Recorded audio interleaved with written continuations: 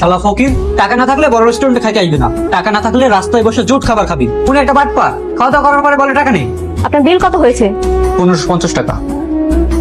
5000 টাকা আছে। 1550 টাকা আপনার বিল, আর বাকিটা আপনার টিপস। আর নেক্সট টাইম থেকে সামান্য টাকার জন্য মানুষের সাথে এরকম অমানুষের মতো ব্যবহার করবেন না। এ আপনাদেরকে তাড়িয়ে দিবে। আর এত টেনশনের মধ্যে আছেন যে?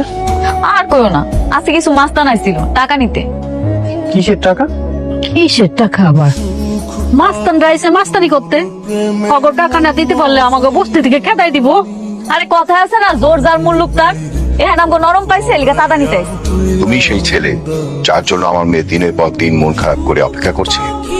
তোমার বিষয়ে আমি সবকিছুই জানি, এমনকি তুমি যে নিজের বিজনেস হারিয়েছ, বন্ধুদের দ্বারা প্রতারিত হয়েছ, এটাও কিন্তু আমি জানি।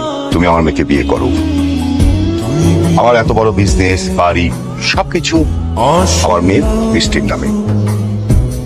দেখো বাবা, আমার বয়স হয়েছে, তোমাদের দুজনের বিয়েটা হয়ে গেলে আমি আমার বিজনেসের দায়িত্ব তোমার হাতে দিয়ে আমি একটু রিল্যাক্স করব।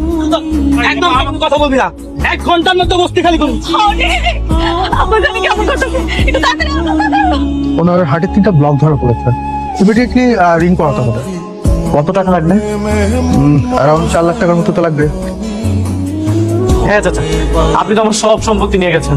চাচা আমাকে মাত্র 4 লক্ষ টাকা দেন, না হলে মেঘলার বাবাকে বাঁচাতে পারবো না। চাচা ভাই, ভাই আমি তোর পায়ে ধরতেছি ভাই, তুই আমাকে মাত্র 4 লক্ষ টাকা দে, আমি সব টাকা পরিশোধ করে দেবো ভাই। সব ব্যবস্থা হয়ে গেছে, তুমি ডাক্তারকে বলো আমি টাকা নিয়ে আসতেছি।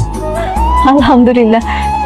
আমি চাই তুমি আমার মেয়েকে বিয়ে করো, তুমি সবকিছু পেয়ে যাবে। ঠিক আছে আঙ্কেল, আমি বিয়েটা করবো।